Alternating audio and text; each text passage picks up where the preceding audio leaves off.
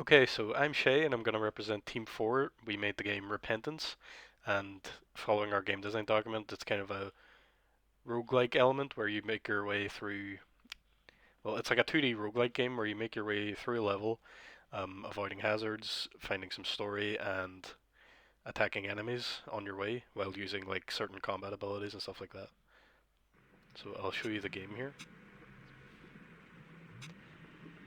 We have some ambient background sounds and sound effects that were added to the player, like the jumping sounds and footsteps and stuff like that. And just shown here, we can show you some of the spikes we added in the level that will kill the player. So that adds an aspect to the platforming where you need to be careful and use things such as the dash right there to navigate in the way that you want. We also have our combat right here. The player can encounter enemies and decide to dash away or defeat them. Yeah, the UI aspect as well, the dash meter can track the cooldown and show you when you have your dash back up again. And of course we have the collectible items that restore your health when you do take damage as well. And yeah, the dialogue story aspect that we have there, the player will encounter these characters along their way, and they will provide some backstory and world building to that. The idea is the player will progress through the level and interact with these story points and maybe explore around the level too and find out some more interesting things through that way. Yeah, the player defeating another enemy here. I also added in the way to transition when the player goes between certain areas, the audio will switch to the ambience noise for that area too. The player also has plenty of sound effects like for footsteps and jumping and dashing, that sort of thing.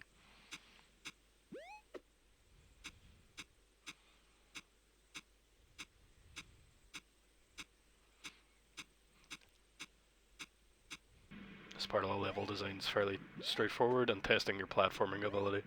The level design tests how well the players can figure out how to platform and if they should use the dash or not or what abilities they should be using. In certain areas like this one have more of a maze-like feel to them, where the player will want to find out where to go by going different ways, like a trial of error kind of thing. And as they do that, they might find more story to encounter and more enemies to fight.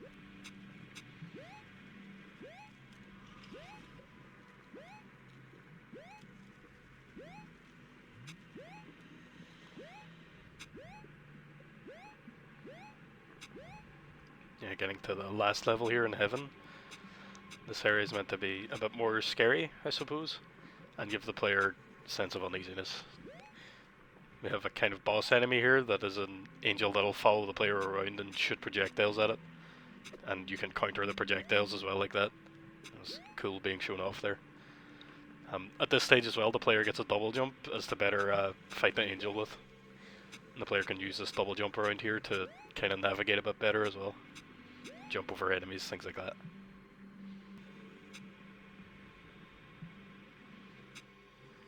The enemy pathfinding script is very complicated too. So the players follow like a grid pattern to follow the player, which is great. They also have like collectible items right there for the abilities, like the double jump.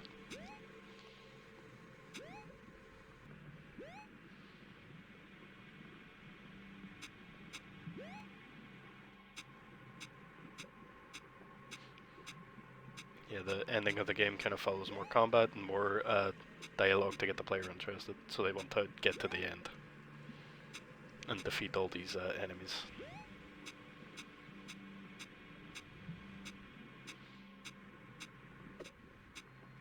Again, the player can also dash into the enemies to push them back right there. That's a mechanic that we wanted to go for. Again, we're allowing the player to discover ways to use the abilities and the combat and stuff, just to do interesting things to beat the enemies.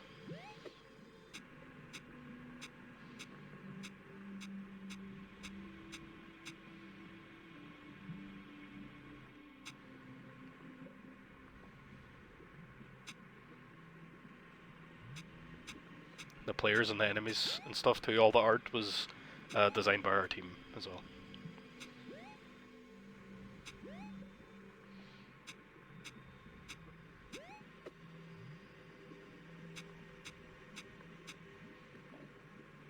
And now at the end of the game, we are trapped in the pit forever. We went all this way for nothing. I guess the player can just heal up and practice using their abilities as they're stuck in here. Yeah, thank you for watching, and I hope that was a good review of our game for you. Thank you.